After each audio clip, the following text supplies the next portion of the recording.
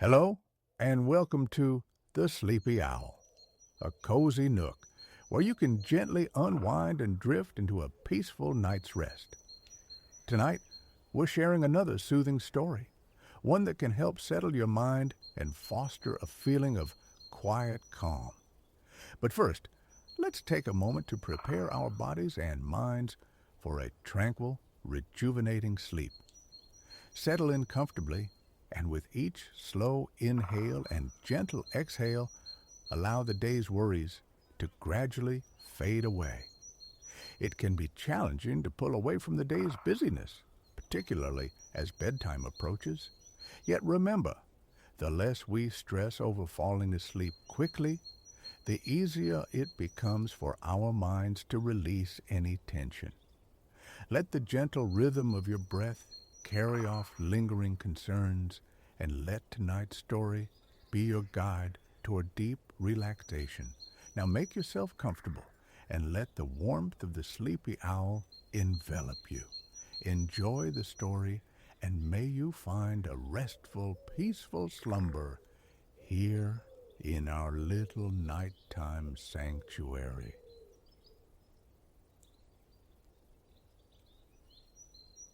Imagine yourself nestled upon the softest, most alabaster sand imaginable, gazing out across an ocean of incandescent turquoise.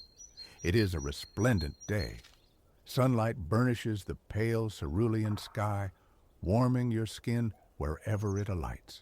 A gorgeous zephyr drifts shoreward from the water, tempering the air to exquisite perfection. The ocean murmurs soporific lullabies as it kisses the white, sandy shore. Serenity enfolds you here, watching the waves crest and fall, crest and fall.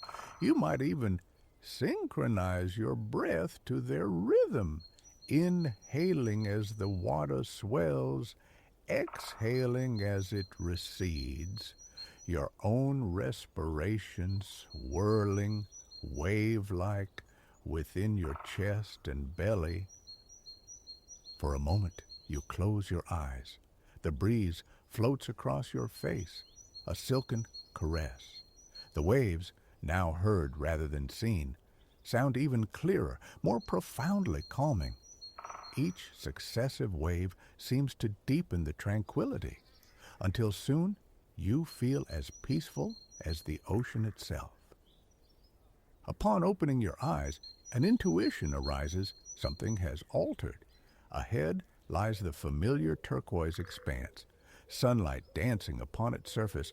Beneath you, the same white sand cradles your feet.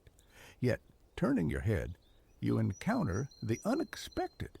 Beside you sits a beautiful gray elephant, legs stretched comfortably across the sand as if sunbathing, his silver-gray hide glittering in the light. Zoos had offered glimpses, certainly, but never proximity like this, never an aura so disarmingly amiable. He must be a juvenile. He stands a few feet shorter than others you have crossed paths with. Tiny tusks, just emerging beside his trunk, confirm he's past infancy.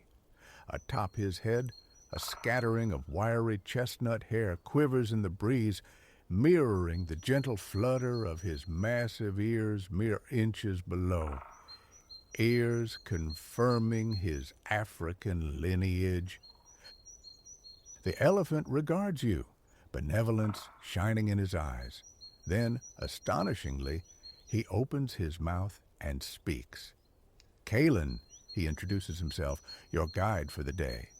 Though merely 10 years old, his entire life has unfolded in magnificent East Africa. He would be honored, he conveys, to escort you through his cherished homeland, Tanzania. There is much to behold, from Kilimanjaro's soaring peaks to the stunning wildlife inhabiting the national parks, and, naturally, the beaches, like this very one. Communicating with this creature feels strange, magical. His voice is mellifluous, akin to the ocean sigh. His profound love for his homeland resonates in his tone. You feel certain he will prove a superlative guide. Thus, when he inquires if you wish to ride upon his back, you ascend without demur. Your grand African adventure commences right here on the sand. Kalen's footsteps are deliberate and measured, his back surprisingly accommodating. He ambles towards the ocean, preferring the soft padding through the shallows as he guides you along the coastline. Water sluices against his legs, producing the most dulcet sounds. Perched high upon his back, you remain utterly untouched by the spray, as though he were your personal raft, holding you secure above the water. This, Kalen explains, is the Indian Ocean, the world's third largest. From this vantage, its beauty unfolds further. You observe the chromatic shifts across its surface as the water deepens, from vivid aquamarine near the shore to profound sapphire further out. Distant boats appear, their wooden frames dipping just above the water, white triangular sails luffing softly in the breeze. Sailing across that sparkling expanse must be deeply peaceful, though contentment reigns supreme here on the beach as well. The sand, like milled alabaster, stretches for miles ahead, studded with palm trees. Their slim, branchless trunks culminate in crowns of green, fan-like leaves. They cant in various directions, undulating in the breeze as if they too are relaxing in the sunshine. Between and behind these trees stand buildings of diverse types and sizes. Gorgeous little lodges, perfect for holiday makers, their smooth walls in incandescent white, fronted by sun-drenched patios with loungers. Wooden chalets perched on pilings above the sand stand open for business, their bamboo shutters hoisted to unveil their inner sanctums. You pass mini markets and restaurants, surf shacks and snack bars. People populate this scene, moving through their day. Some attend to customers in shops and eateries, others recline on patio sunbeds. Whether engrossed in work or holiday leisure, everyone shares the same unhurried pace, the same tranquil countenance. Clearly, Kalen is not alone in being enamored with his African homeland. The salty ocean air drifts around you as you ride. Progressing along the shore, other tantalizing aromas mingle with the brine. Kalen detects them too, lifting his trunk to inhale appreciatively. The local market, he explains, the next destination on your tour. He alters course, stepping from the water onto the dry sand. In the distance, captivating live music reaches you, the thrumming of guitars, the resonant voices of men singing. The music possesses a slow, cadenced pulse, perfectly attuned to the languid surroundings. It swells as you approach, blending with a murmur of friendly conversation, until finally the market materializes, a line of stalls arrayed beneath a long canvas canopy. Like the people encountered earlier, everyone at the market appears relaxed and happy. Vendors at their stalls share mirthful banter while plying their wares. Customers meander from stall to stall, their gait attuned to the music's rhythm. Some pause, scrutinizing goods before haggling over prices. Others seem content merely to drift, eating snacks or nursing drinks as they walk. Though a smattering of stalls offer food and drink, Kalen has one particular spot in mind. He proceeds down the market's central aisle, between two facing rows of tables. It's fortuitous he's only a juvenile elephant, you muse. A fully grown specimen might contend with the canvas roof. Even now, Callan looms far larger than the people around you. It feels uncanny that no one jostles him, that he draws no more notice than an occasional subtle acknowledgement. People seem naturally to grant him passage, as if an unseen perimeter floats around you both. Callan comes to a halt before a table where a beaming woman stands behind a large round pan. She wears a vibrant garment in resplendent hues of yellow and blue, patterned with animal silhouettes, giraffes ambling contentedly across the landscape. Wooden bracelets chime softly on her arm as she agitates the contents of her pan. Peering inside, you see food frying in shimmering amber liquid. The aroma is delectable. She radiates warmth at the sight of Callan, greeting him affably like an old friend, then strokes his side as he tells her about your Tanzanian tour. The woman's name, you learn, is Aminata, and the food she prepares is manioc root. It surpasses potato chips, she declares, the finest morsels in town. As you are Callan's friend, yours is gratis. Aminata ladles some manioc chips into a paper cone, adding a flourish of your preferred sauce. You lift the cone to inhale, savoring the fragrance as the chips temper. The first bite confirms they are as exquisite as extolled, akin to potato chips, yet more delicate and yielding.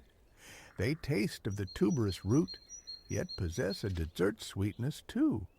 While you eat, Callan partakes as well from a large bunch of bananas on the table. He picks them up one by one, coiling his proboscides around them and depositing them into his mouth. You intuit his great enjoyment from the contented murmurs he makes.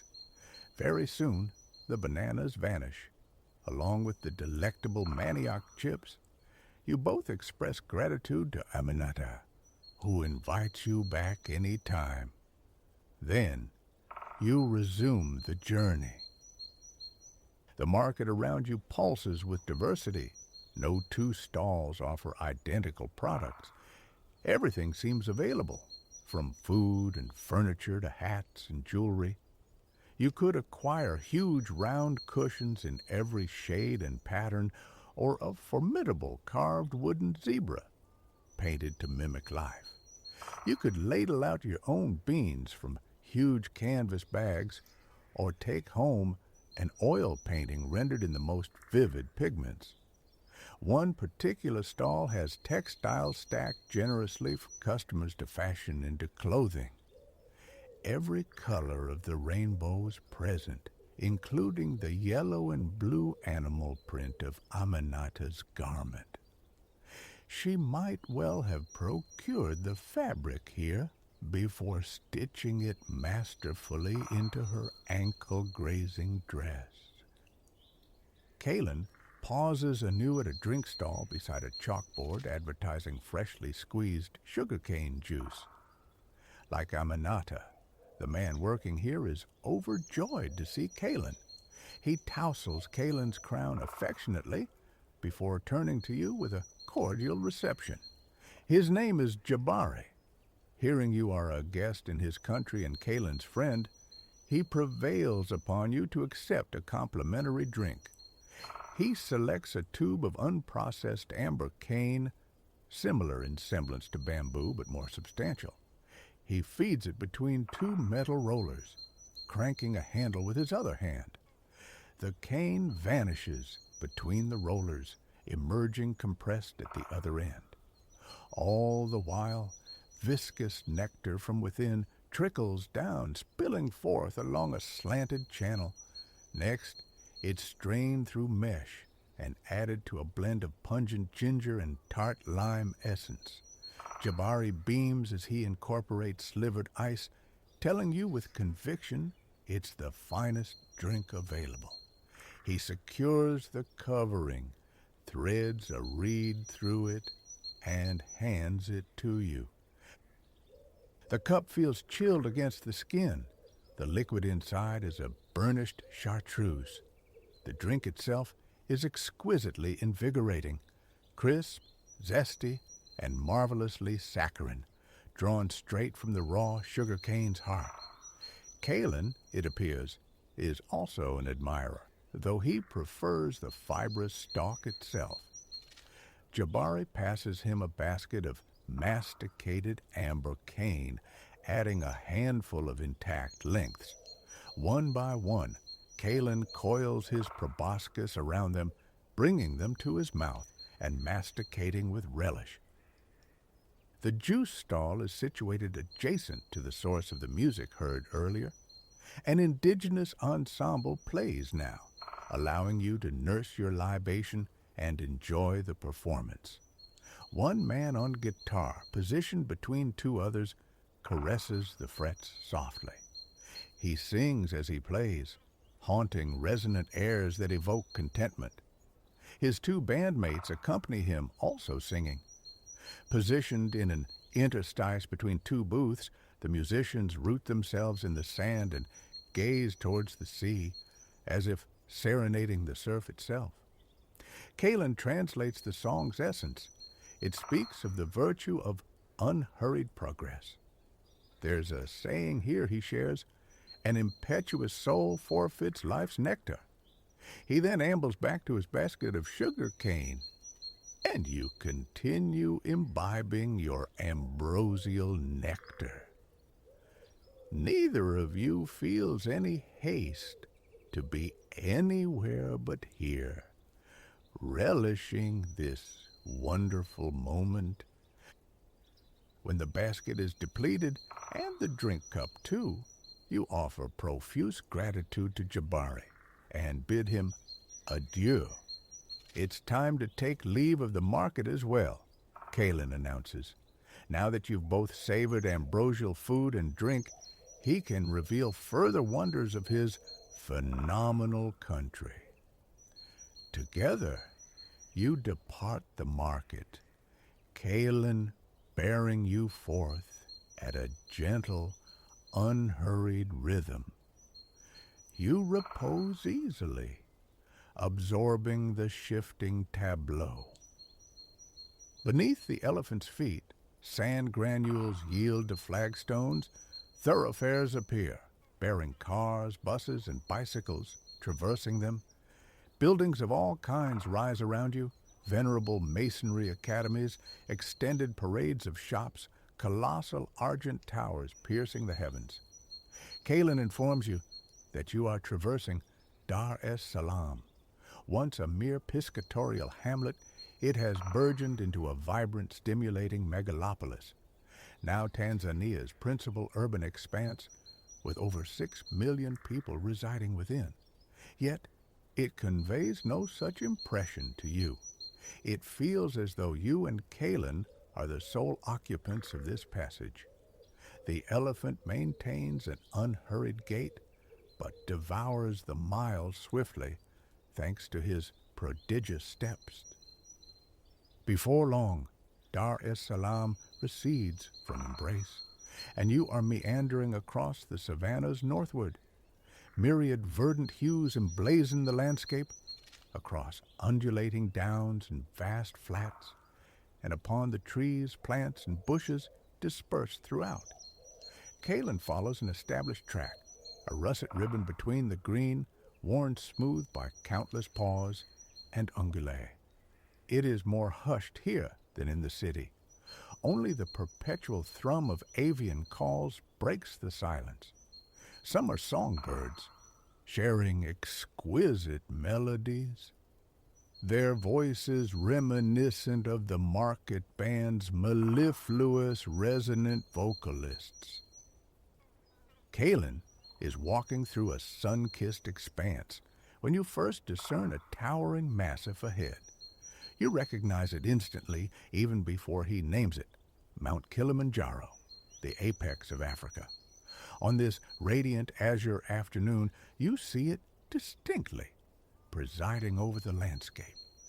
Its summit appears planet from this distance, frosted with ermine snow. Callan calls it the Continental Crown.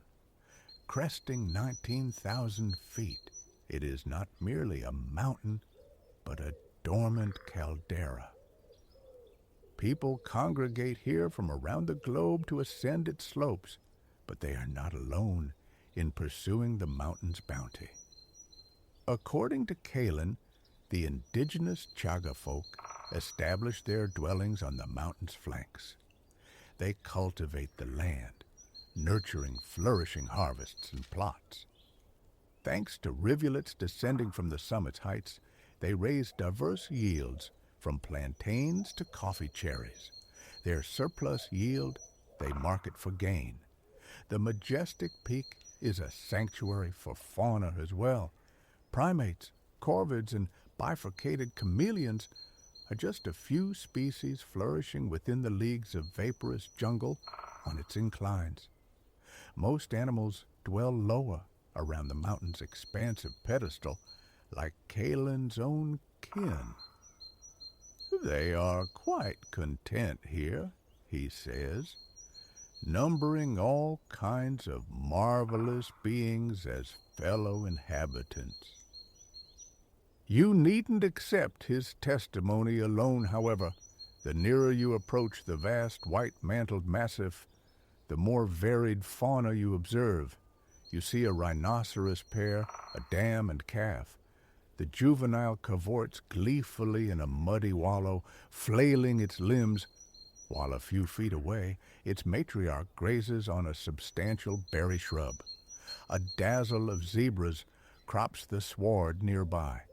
One lies reposeful in the sunshine, its stark monochrome livery even more arresting in the solar radiance. To your delight, a journey of giraffes traverses the verdant flats, reminding you of the motif on Aminata's crafted garment. Here, the giraffes are not sable outlines, but a breathtaking mosaic of ochre and umber patches. You watch them walk to a colossal viridian acacia, extend their slender, graceful columns, and begin browsing foliage from the canopy. Callan is acquainted with these giraffes. He hails them now as you draw alongside them in the field. They cease their browsing to reciprocate the salutation, bidding you welcome to their exquisite domain. The giraffes, it seems, are as amiable as the folk. Small wonder Callan cherishes this realm. One giraffe informs Callan they have sighted his congregation en route to the vital pool. He expresses sincere gratitude, then elevates his proboscis, emitting a magnificent clarion call, announcing to his kin that he is on his way. Moments hence, resonant calls reply, reverberating through the terrain. Callan is already proceeding towards the sound, eager for you to encounter his kin. Very soon, you perceive the congregation, a haze of argent gray progressing deliberately across the land, 10 pachyderms all told, proceeding in linear formation. As you suspected, the mature ones are immense. The matriarch leading must be 10 feet in stature, but the rearmost isn't much larger than Callan. This elephant, it transpires, is Callan's dam. She pivots as you attain the congregation and caresses his crown tenderly with her proboscis.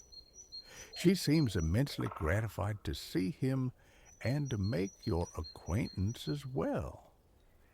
She allows Callan to fall into rank, then assumes her position at the rear of the procession. Together, you proceed onward. The journey to the life-giving pool requires no great distance, but you must admit to sensing a touch of weariness.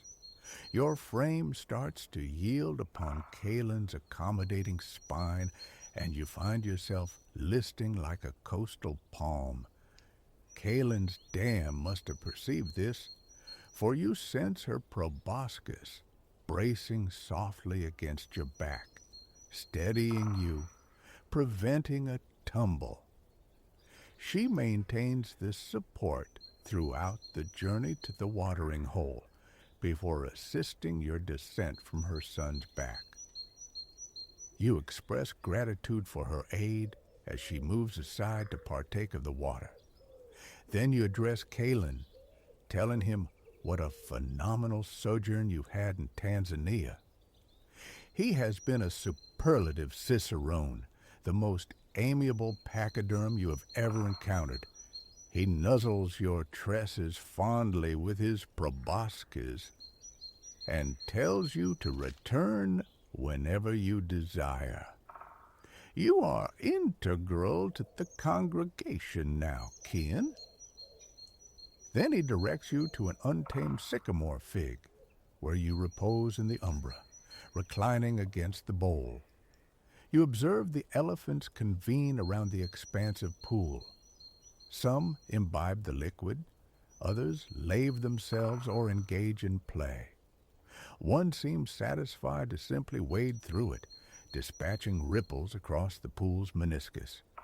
You seal your eyelids, inhaling the crisp atmosphere. You detect the reassuring aromas of sward, loam, and mire. You attend the acoustics of the limpid basin and curve your lips inwardly, reflecting on your newfound companions. Before you realize it, you are succumbing to slumber. Your sojourn concludes, mirroring its inception, with the soporific murmur of lapping water in exquisite Tanzania. In the waning years of the first century's dawn, deep within the rolling hills surrounding Rome, lay the sanctuary of the Emperor Marius.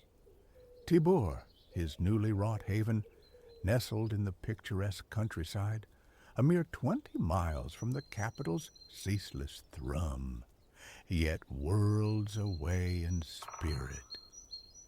Here, whenever the burdens of rule permitted, Marius sought solace. This afternoon, bathed in the generous warmth of late spring sunshine, Marius traced the paths winding through his villa's gardens. A man in the solid prime of middle age, his dark hair curled thickly above a precisely kept beard. Though Caesar, his attire spoke only of ease, simple, light fabrics, sandals worn soft through familiar use. No heavy toga, no ornate tunic burdened him today. This was stolen time, a respite earned after a demanding week wrestling with Rome's relentless machinery. Beyond the usual press of state affairs, his attention had been consumed by the grand reconstruction of the Pantheon, that august temple rising anew under his architect's meticulous guidance. Marius found satisfaction in the imperial craft, especially the shaping of stone and space, yet the city's incessant energy frayed his spirit. Escape to the country became a recurring necessity. A swift 2-hour ride by horseback often stretched a weekend visit into a week, then 2, sometimes 3. The villa's magnetic peace holding him captive. Just now, Marius was reacclimating, sinking back into the languid cadence of Tibur. He'd arrived that morning, partaken of a robust midday meal, and commenced his customary circuit of the grounds. His steps led him through a cultivated garden bordering the estate's edge, his loyal black hound, Silva, padding faithfully behind. This space, a favored corner of his vast domain, married human artistry with nature's untamed elegance. Exquisite marble figures punctuated the walkways, fountains whispered liquid secrets, and fragrant wisteria draped nearby walls in cascades of violet bloom. Far off, a long pool shimmered, its surface a dazzling sheet under the potent sun. Silence reigned, broken only by the soft crunch of Marius's sandals on the path, Silva's quiet tread, and the fountain's gentle murmur. He paused, listening intently. Birdsong, previously unnoticed, emerged from the quietude. Sparrows twittered nearby, venturing to the fountain rims to drink and splash. More distant melodies drifted from unseen throats, hidden perhaps within the dense foliage of cypress stands or beneath the graceful canopies of umbrella pines encircling the property. A profound sigh escaped Marius, a breath of pure contentment. Relief washed over him. The return to this place where tension dissolved, where the weight of empire momentarily lifted. Here, invariably, he felt rejuvenated, lighter. Rome's vibrant chaos he could endure only so long. Tibur offered a pastoral antidote, a paradise of tranquility. The air, cool and clean, filled his lungs. He inhaled deeply, a smile touching his lips. Gratitude swelled within him for this haven, not merely a house, but a true sanctuary woven from his own desires. This villa was Marius's ambition made manifest, a landscape sculpted by his own vision. He craved a country retreat proximate to the capital, yet existing estates fell short. His aspiration was grander, more personal. To his architects, he had declared his intent to forge an ideal city in miniature, and vast it was. Over 30 structures rose amidst sprawling gardens, the estate dwarfing Pompeii itself. Pools, fountains, and thermal baths studded the grounds like jewels. Libraries, temples, opulent courtyards, and pavilions stood alongside residential quarters. A private domicile even graced its own artificial isle. No expense had been curtailed during its creation, only the finest materials sufficed. Floors gleamed with rare marble, intricate glass mosaics, and ivory tiles arranged in mesmerizing geometries. Walls wore veneers of polished stone or vibrant frescoes. Vivid mosaics adorned countless rooms, depicting avian life, mythic beasts, and legendary encounters. In its opulence, the villa echoed other imperial residences. Emperors, after all, cultivated luxury. Marius's primary dwelling on Rome's Palatine Hill was similarly lavish. Yet Tibur possessed a unique soul, imprinted by Marius's singular perspective. He hadn't merely commissioned, he had immersed himself in the design, personally shaping buildings, selecting textures and tones. His objective transcended mere luxury. He sought to build a place that mirrored his life, his journeys, his passions. The preceding years had seen Marius traverse the immense breadth of the Roman world through lands destined to become Britain, Greece, Turkey, Persia, North Africa. While imperial duty often dictated these voyages, an innate love of travel also propelled him. Verdant northern fields, stark southern deserts, memories of these disparate landscapes remained vivid, cherished. Consequently, his villa became a tapestry of architectural dialects. Though fundamentally Roman in its elegant arrangement, specific areas drew direct inspiration from his far-flung explorations. He was now traversing a section where these influences converged. The path unfurled towards an elongated, man-made pool, embraced by stone columns and graceful archways. Majestic sculptures lined its edges.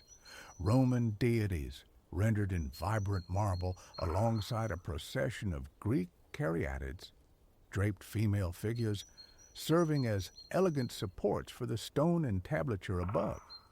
Approaching the water, Marius felt a familiar surge of deep satisfaction. The pool's harmonious beauty, its perfect synthesis of Greek, Roman, and Egyptian aesthetics, was precisely as he had envisioned. This basin symbolized a tributary of the Nile, culminating at its far end in a shell-shaped grotto. Part ornament, part shrine, this cavern honored Serapis, the Egyptian lord of the underworld. Within, carved from marble, the god reclined upon an ornate plinth amidst splashing fountains. Serapis appeared serene, his wild hair crowned by a peculiar cylindrical diadem, his gaze resting upon the tranquil, sea-green mirror of the water before him, a watchful guardian. On warm evenings, Marius frequently hosted lavish banquets beside this pool. He knew its power over guests, its aesthetic perfection, the exquisite symmetry of its design invariably drew comment. An ethereal quality clung to the place, but for Marius, its beauty resonated deeper, entwined with symbolism and recollection. It was conceived to evoke the atmosphere of places visited during his extensive travels through North Africa and Greece. Athens, particularly, had captivated him with its architectural splendor and vibrant culture.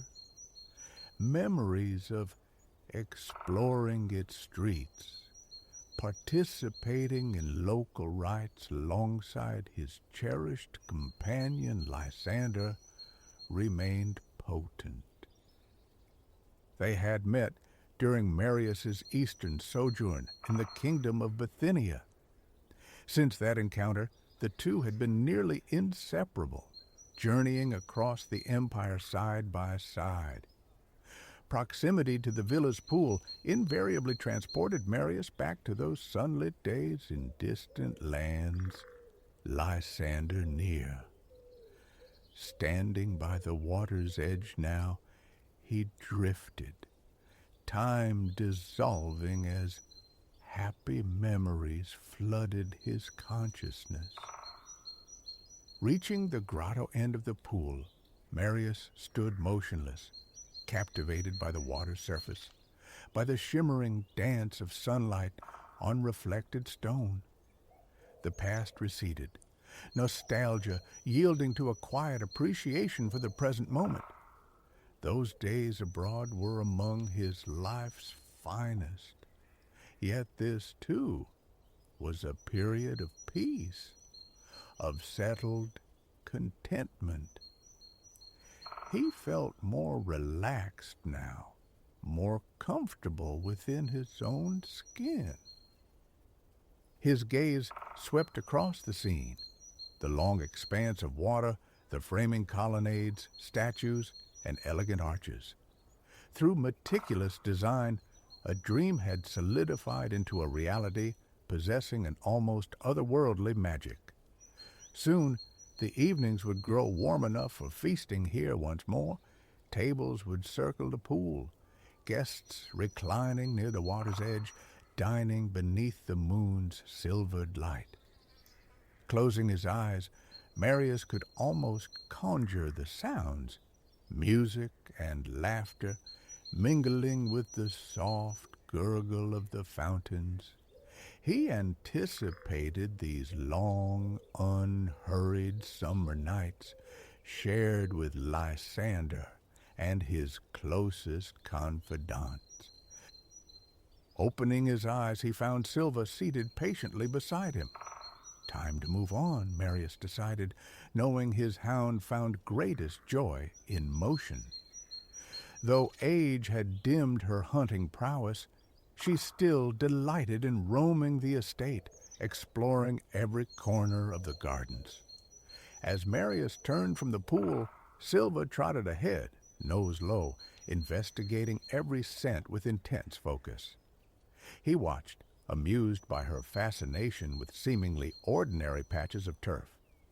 Periodically, she'd halt, sniffing one spot repeatedly, as if deciphering a complex olfactory narrative invisible to him.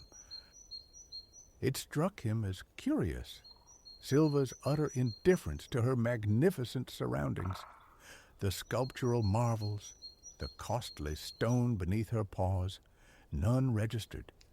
Only her master's presence and the earth's intriguing perfumes held her attention. She could be in any garden anywhere and find happiness. This simplicity was one reason Marius cherished dogs. Their loyal companionship, their unconditional affection, and their subtle reminder to find pleasure in life's humbler aspects. The villa's art and architecture were undeniably beautiful, but so too was this simple stretch of lawn. Marius inhaled deeply, drawing in the rich perfume of freshly cut grass. His senses were dull compared to Silva's, yet this fragrance was reward enough. Associated with spring, it simultaneously stirred anticipation for the approaching summer. These transitional moments held a unique beauty. Spring yielding to summer, summer mellowing into autumn. Reflecting on this, breathing the garden scents, Marius felt a familiar sweet nostalgia wash over him again, untethered to specific memories this time. Just a general feeling of contentment, laced with a bittersweet awareness. Perhaps, subconsciously, it stemmed from the perception of time's passage, its apparent acceleration as he aged. It felt like only yesterday he'd noted this same seasonal shift, yet a full year had spun by. Next spring, he suspected, would bring the same surprise at the season's swift turn. He recalled a line from the poet Virgil, words that had become a common saying. Tempus fugit, time flies. Encountering the phrase as a young student of literature, it had made little impact. Indeed, he might have disputed it then. In youth, days stretched endlessly. Time felt infinite. But the poet understood. Since then, time for Marius had indeed taken flight. Ascending to the emperorship at 40 marked a watershed. The years since seemed to blur, passing ever more rapidly. A positive sign, perhaps, Marius mused. Evidence of a life lived richly, densely packed with experience, and the awareness of time's swift current served as a useful prompt. Slow down, savor moments like these. Continuing along the garden path, Marius found his pace slackening. He focused on each step, each sensation, the grassy scent, the gentle warmth of the sun on his neck. Silva glanced back, tail wagging quizzically, likely impatient with her master's sudden languor. Marius gave her an affectionate pat before quickening his stride slightly, heading towards the residential heart of the estate. Emperor and hound passed a grand complex of thermal baths, traversed numerous smaller gardens and courtyards. Finally, they arrived at a colonnaded porch, marking the entrance to their destination, Marius's private island. This island housed a substantial villa, over 30 rooms, including bedchambers, a library, a study, and compact baths. The luxurious structure commanded the entirety of the man-made isle, encircled by a shallow moat. Access was via a retractable wooden drawbridge. Though usually left down, Marius cherished the potential for complete isolation it offered. Bridge raised, the island became his inviolable domain for study, relaxation, or undisturbed sleep. The island retreat fulfilled a childhood fantasy. Squabbling with his sister, evading tutors, young Marius had yearned for an escape. He daydreamed of a special place, not merely a room, but an island fortress, admitting only chosen visitors or sometimes none at all. His private realm where peace reigned and privacy was absolute. In those boyhood visions, it was a rugged rock lashed by a cerulean sea.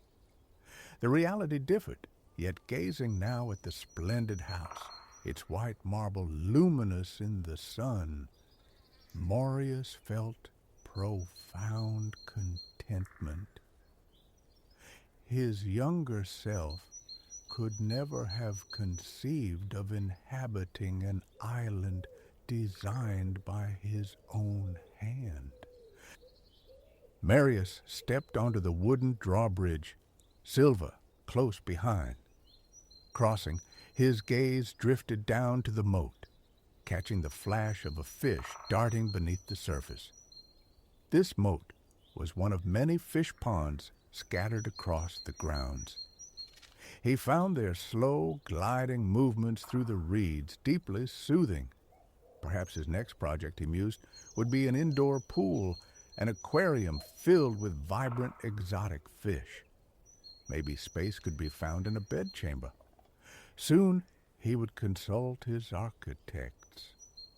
A perpetual dreamer and planner, Marius always nurtured nascent ideas.